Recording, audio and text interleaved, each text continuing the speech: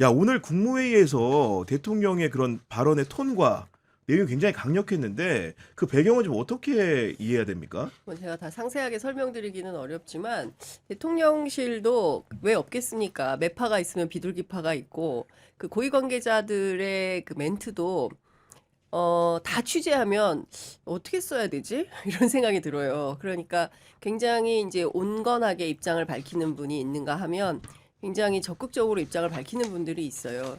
예를 들어서 당장 그 2차 종합특검을 해야 된다라고 그 어제 그렇죠. 정청래 당대표가 띄우지 않았습니까? 그거에 대해서 국민의힘에서는 즉각 반발하고 무죄 나올 것 같으니까 또 특검하자는 거냐. 어떻게 또 특검을 하냐. 뭐 이렇게 야당 죽이기다 이렇게 주장을 하고 있어요. 그래서 제가 어제 대통령실 분위기를 취재해 보니까 A라는 고위 관계자는 맞다. 무슨 또 특검을 하냐. 아, 그런 의견을 원래 가진 분도 있군요. 예. 특검법대로 어 그냥 그 뭡니까 저 국가수사본부에 보내면 된다. 국수본으로 이첩해서 기존의 수사기관이 수사하도록 하면 된다. 그래서 제가 그렇게 하면은 이제 검찰이 당연히 영장 청구를 검찰을 통해서 해야 그렇죠. 되는데 네. 검찰이나 공수처를 통해서 해야 되는데 이게 좀 내주겠냐. 그리고 두 번째는 또 법원에 가가지고 기각될 가능성도 있고 한데 수사가 사실상 방해될 가능성이 있는데 그건 어떡하냐 했더니 그걸 지금 어떡하냐. 뭐 약간 이런 주의부터 시작해서 이거 해야 된다. 아, 뭔가 정리가 좀 덜 돼 있는. 그렇습니다. 적극적으로 지금 뭐 수사할 게 한두 가지가 아니고 김건희 특검 같은 경우에는 국민들이 관심 갖고 있는 특히 지금 그 양평도로라든가 공천 개입이라든가 뭐 이런 등등에 대해서 전혀 수사, 특히 주가 조작 사건과 관련해서 전혀 조사, 수사가 안 되어 있는 것 같은데 더 하려면 연장하거나 또 2차 종합특검 할 수밖에 없다. 이렇게 있어요. 그래서 결론을 제가 종합을 해보면 아직은 입장이 잘 정리되어 있지 않으니까 네. 대통령실 입장으로 쓰기 곤란하다라는 결론에 이르게 되는데 이러저러한 내용들을 종합해 볼 때 대통령 판단은 지금 보면 1년이지 않습니까? 내일이 벌써 예, 비상계엄 그렇죠. 1년이 다 돼가도록 지금 어, 그 수사와 재판에서 뭔가 일단락되는 양상보다는 아무래도 내년 2월까지는 계속 갈 것 같고 여기에 뭐 검찰의 반발이라든가 뭐 판사들 문제라든가 특히 변호인들이 막 재판정에서 황당무계한 행동을 하고 이런 등등을 보아할 때 확실하게 제동을 걸고 매듭 짓지 않으면 안 되겠다라는 적극적 판단 속에서 내일 그 사회단체가 주관하는 행사에도 직접 그러니까요. 예, 그 네. 행진에 참여한다라는 오늘 그게 또 8시 반에 떴어요. 갑자기. 그래서 그것도 기자들이 깜짝 놀랄 만한 소식인데 국무위에서 한 발언은 더 놀랄 만한 소식이어서 그러니까요. 지금 다들 이뭐 배경과 맥락에 대해서 취재하고 있는데 제가 어제 취재한 바로는 상황이 이런 것 같습니다. 아니 근데 국무회의 발언만 액면 그대로 보면은 그 내란 잔존 그런 여러 가지 세력들 요런 부분에 대해 가지고도 일벌백계를 해야 된다. 그런 메시지로 읽히거든요. 그 당연한 메시지 아닌가요? 저는 그렇죠. 그렇게 생각해요. 이거에 대해서 뭐 찬반이 있다 뭐 이런 이야기하는데 뭐 찬성과 반대는 있을 수는 있지만 이거 자체, 이 메시지 자체가 옳으냐 그르냐의 문제는 저는 전혀 있을 수 없다고 보거든요. 아니 그냥 뭐 사람 몸으로 따지면 당신 몸에 암세포가 남아 있는데 치료하실 거예요, 안 하실 거예요? 지금 이거 물어보는 거와 똑같은 음. 거거든요. 그렇기 때문에 이걸 여기에 대해서 저는 이게 강한 메시지인가? 저는 사실 그것도 좀 의문이에요. 음. 어떻게 보면 너무나 당연했고 사실 이게 우리 사회에서 음. 공론의 장에 올라왔던 적이 없는 이야기인가? 그것도 아니거든요. 사실은 지속적으로 공론의 장에 올라왔던 이야기고 그 이 유사한 거에 대해서 이미 한번 입법 시도도 있었죠. 그렇습니다. 예, 그걸 최상목이가 거부권을 행사해서 안 된 것뿐이지. 그러니까 너무나 당연한 거고 너무나 당연한 이야기인데 이거를 왜 이렇게까지 받아들이지? 저는 오히려 그게 조금 의아해요. 음. 음. 일단 표현상으로는 그 나치 전범 처리하듯이 요런 얘기가 굉장히 눈에 띄었고 보태가지고 그 재산 관련된 얘기도 했는데 예. 상속 재산이 있는 범위 내에서 상속인들까지도 끝까지 책임지게 해야 된다고 밝혔는데 요거는 어떻게 이해해야 됩니까? 민사상 책임을 지겠다 하는 거거든요. 민사상 책임을 지우겠다. 지금까지 우리 사회에서 전두환에 대한 청산이 안 됐다라고 하는 거는 전두환이 내란을 일으키고 정권을 잡고 거기에 사형 판결까지 받았지만 그럼에도 불구하고 그가 남긴 재산 그리고 그렇죠. 그 재산을 후대까지 누리면서 이거는 내란범들한테 독려한 거거든요. 야, 너 하나만 고생하면 네 자식들은 떵떵거리고 쇼핑몰 운영하면서 살 수 있어. 이거에 대한 우리 사회가 주었던 잘못된 메시지.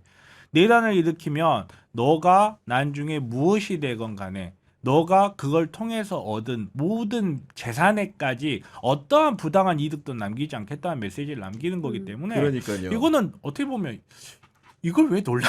음. 이게 왜 그러니까 놀라이지? 저는 정 변호사님 말씀에 적극적으로 공감하는데요. 그러니까 그 체감 온도가 다른 것 같아요. 그러니까 정치권 안에서는 하도 국민의힘에서 무슨 내란이야, 그냥 뭐 비상계엄 했다 치고 계몽령에 불과한 거고 누구 하나 죽거나 다친 사람이 유리창 깰 수 있는데 그거 가지고 이렇게 내란 재판을 열어가지고 야당 죽이게 하겠다는 거 그러지 말고 적당히 넘어가 이런 분위기가 국민의힘 안에 있는 건데 네. 사실은 지금까지 드러난 발각된 범죄 사실을 종합해 보면 이건 적당히 넘어갈 수가 없는 것이고 늘 이야기하듯이 우리가 친일파 청산을 제대로 못하고 반민특위가 형해화되면서 80년간 해먹던 기득권 세력들이 지금 이 순간까지도 친일하면 떵떵거리고 잘 사는 거고 독립운동하면 3대가 망한다. 이런 족적이 있었던 거 그러니까요. 아닙니까? 네. 이 역사를 빛의 혁명을 계기로 해서 반드시 바꾸는 역사가 되어야 한다. 독립운동 해야만 잘 먹고 잘 살고 친일 부역하면 역사에 정말 그 퇴물 취급을 받는다. 이런 그 공식이 적확하게 대한민국 사회에 뿌리 내리도록 하자는 게 지난번 빛의 혁명의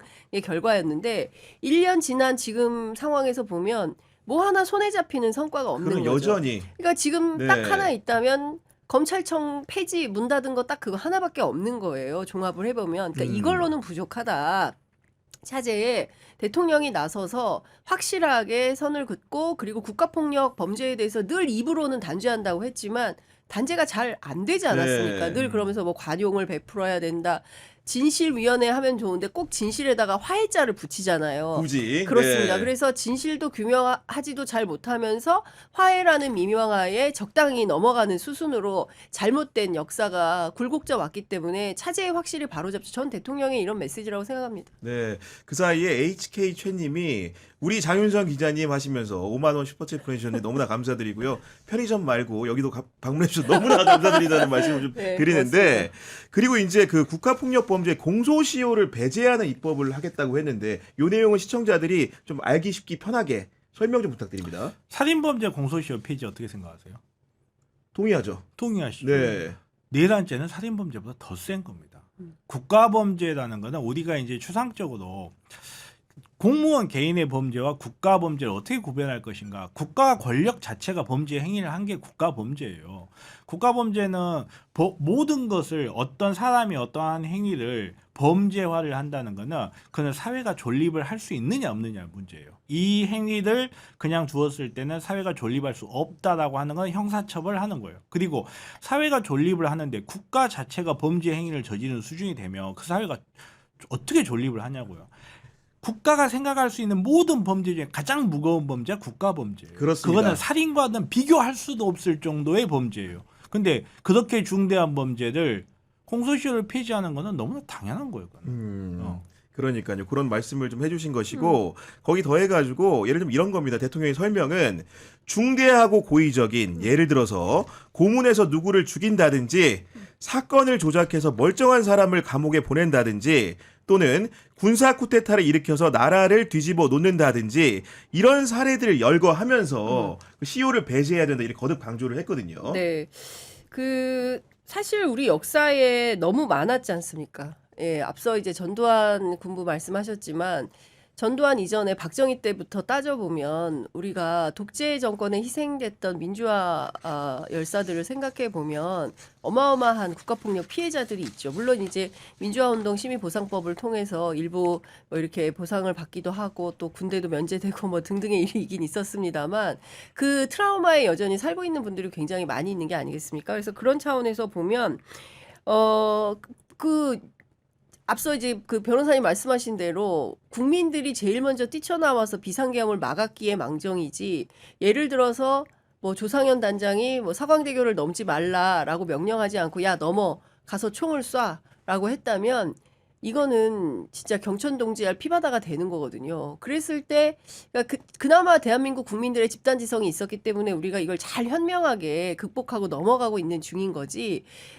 그러지 않았더라고 하면 진짜 끔찍한 미래가 우리에게 도래했을 거 아니겠습니까? 근데 그런 차원에서 이 국가폭력 범죄에 대해서 엄단하라는 것은 너무나 당연한 메시지가 아닌가 싶고 네. 지금 왜 이 메시지를 내느냐라고 생각을 그렇죠. 해보면 저는 대통령도 저희 같은 범인과 다른 판단을 하지 않기 때문에 그래도 연말 정도 되면 적어도 내란 재판에 대해서 1심 결론은 나오고 그리고 그동안 본인들이 해놓은 여러 가지 문제적 상황들이 있기 때문에 참여하고 반성하는 태도를 보일 것이다라고 생각을 했는데 지금은 적반하장격으로 나오지 않습니까? 재판정에서 내란숙의 윤석열의 재판에 그 참석하는 태도하며 뭐 이런 등등을 종합해 볼 때 이거 안 되겠다. 이거 확실하게 뿌리 뽑고 단죄하지 않으면 또 스멀스멀 나와서 또 다른 형식의 내란을 획책할 수 있겠다라는 위기감 이런 게 들어서 더 적극적으로 발언 수위가 높아진 거 아닌가라는 생각이 좀 듭니다. 그리고 이게 결국은 정성호 법무부 장관과의 문답을 통해서 나온 대화 내용이었는데 그 얘기를 하는 도중에 정성호 장관에게 어떤 말을 했냐면은 요즘 저 대신에 맞느라고 고생하신다 이런 표현을 하면서 그 백조가 이제 기본적으로 우아한 태도를 취할 수 있는 근저에는 수면 아래서 정말 열심히 발이 굴러다니는 발이 있다. 그 백조의 발에 비유하는 비유를 했는데 요거는 좀 어떻게 이해해야 됩니까? 뭐 이거를 어떻게 이해한다기보다는 저는 있는 그대로 받아들이면 네. 된다고 생각해요. 본인이 하신 말씀 그대로 그러니까 정성호 장관님이 하고 있는 것 중에 말 그대로 욕을 먹은 부분이 많이 있죠. 욕을 먹은 부분이 많이 있지만 그가 하나의 거쳐가는 과정이고 그리고 이재명 대통령님이 갖고 있는 여러 가지 태도 중에 하나라고 저는 생각을 해요. 그러니까 정성호 장관 어떻게 보면 장관이 사실은 이게 장관의 역할이죠. 대통령이 주요한 역할을 하지만 그렇다고 해서 모든 거에 대통령은 다 책임을 질 수는 없거든요. 그렇기 때문에 장관을 뽑고 필요한 경우에는 개각을 하고 하는 방식으로 책임을 짓게 한 하나의 방식이고 저는 이게 이재명 대통령님이 갖고 있는 그냥 본인이 자연인으로서의 마음, 자연인으로서 발언을 한 게 아닌가. 정성호 장관이 지금 욕을 많이 먹고 있다. 그 과정에서 그게 이제 이재명 대통령의 뜻이네 아니네 뭐 하면서 뭐 이재명 대통령이 반대하네 뭐 이런 식으로 하지만 사실 꼭 그건 아니다. 네. 뭐 그런 뜻이다.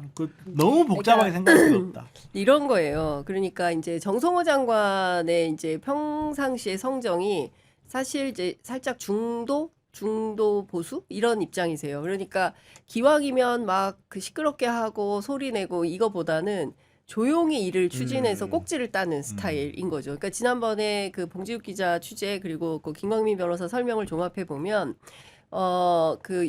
뭡니까? 지난번에 공소 네. 아니죠.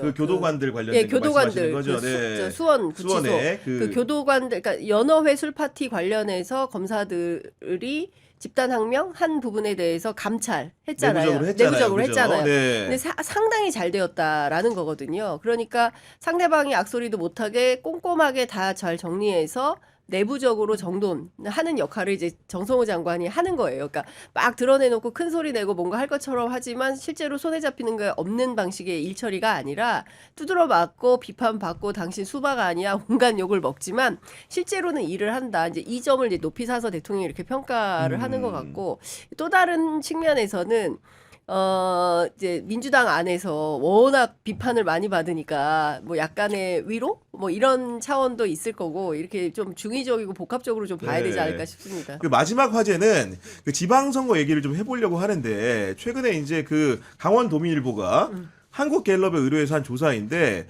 강원지사 선거 관련해가지고 결과가 굉장히 흥미롭게 나왔습니다, 장 선배. 네, 그 지금 보면은. 가장 적극적으로 출마 의지가 있는 사람은 우상호 대통령실 참모 중에서는 참모 중에서는 우상호 정무수석인데 제가 어제 취재해 보니까 대통령실에서 출마 준비를 하는 인원이 모두 12명인 걸로 조사가 됐습니다. 근데 이거 안 나왔나 아직? 기사가 안 나온 것 같아요. 왜냐하면 12명인데 누구라고 얘기는 안 해줘요. 왜냐하면 좀 그렇잖아요. 그래서 확인은 안 해주는데 정무수석실이 제일 많다. 수석 포함. 예, 수석 말하기 포함. 쉽겠죠. 예, 나간다는데. 예. 수석, 비서관 둘 다 나갈 거예요. 그러니까요. 그래서 예. 수석은 강원지사, 비서관은 성남시장 출마 예정으로 알고 있고 그밖에 다른 인원들이 있는데 생각보다 많은 폭인데 대통령실 분위기는 뭐 적극적으로 출마하자. 네, 이런 그런 분위기인 분위기인 것 같아요. 걸로 네. 알려져 있고 강훈식 비서실장의 경우에도 충남지사와 서울시장 두 가지가 동시에 돌고 있는 것도 사실이고요. 어느 쪽으로 선택할지는 알 수 네. 없으나 모른다. 동시에 또 한편에서는 다 나가면 손은 누가 키우냐.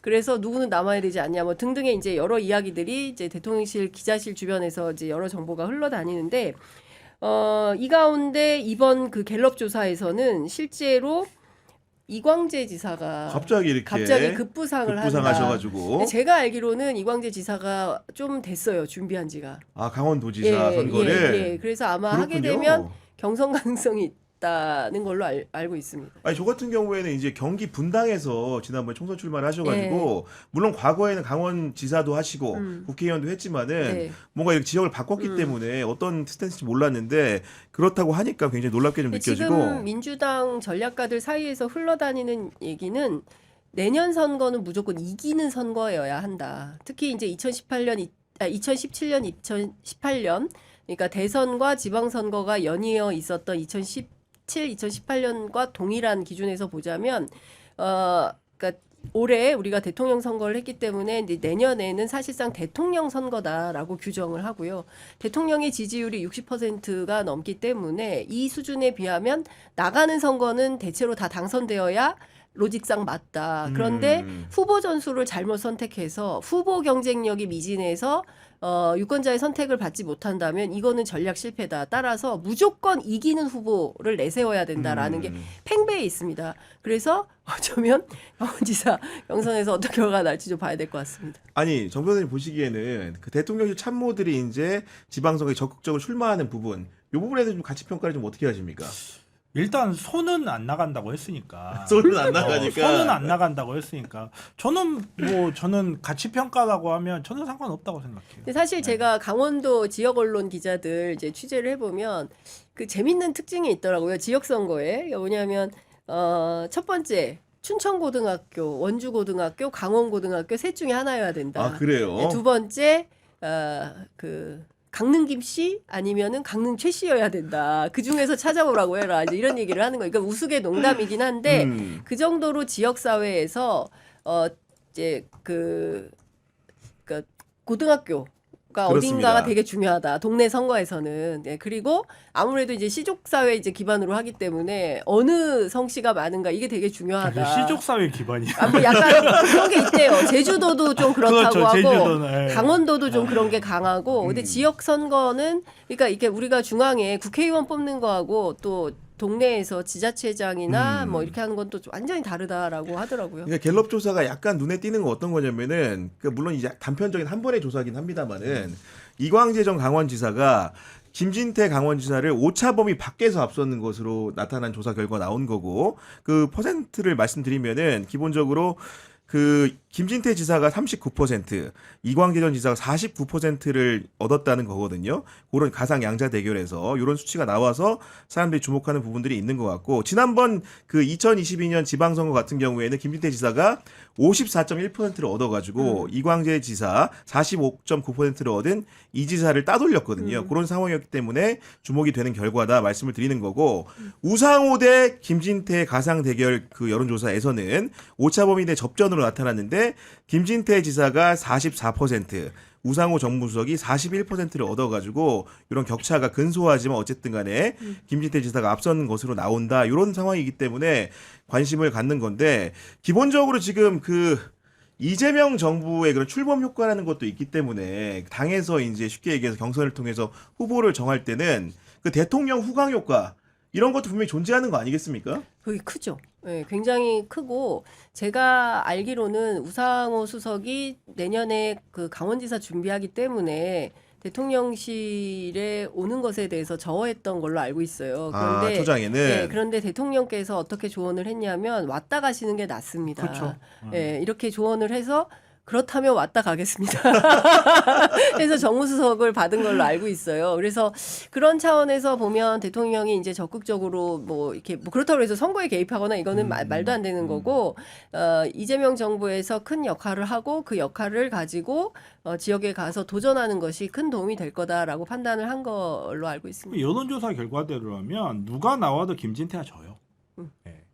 지금 이제 사람들은 지금 김진태 현 도지사잖아요. 근데 지금 그쪽 분위기가 얼마나 달아올랐는지 모르겠지만 아직까지 사람들한테 지선이 그렇게 머리에 박혀 있진 않거든요. 일반인들한테. 그러면 구체적으로 있는 사람과 불분명하게 있는 사람과 비교를 하는 거란 말이에요. 그 상황에서도 이 모양 있고 이러면 김진태는 집니다. 그리고 김진태 같은 경우 지금 내란에서 한 발짝 벗어나 있지만 김건희 리스크 본격적으로 나오기 시작하면 뭐 충성맹세 이야기부터 시작해가지고 남은 수사들이 이어진다고 한다면 아니 수사뿐만 아니라 정치적으로도 어떻게 보면 정치적 타격이 더 클 수도 있어요. 오히려 약간 좀 보수적인 지역에서는 이런 부분을 굉장히 좀 소화하기 어렵지 않을까. 저는 네. 개인적으로 그 이번에 그 우상호 수석이 출마 예정지로 알려진 강원지사 후보로는 누가 적합하다고 생각하느냐고 이지선단을 드렸습니다. 그 우상호 이광재 보기를 드렸는데 1,700명 넘게 투표해 주셨고 응답자 61%가 우상호가 적합하다, 39%가 이광재가 적합하다고 답한 점을 여러분들께 전해드리면서 오늘 방송 마무리하도록 하겠습니다.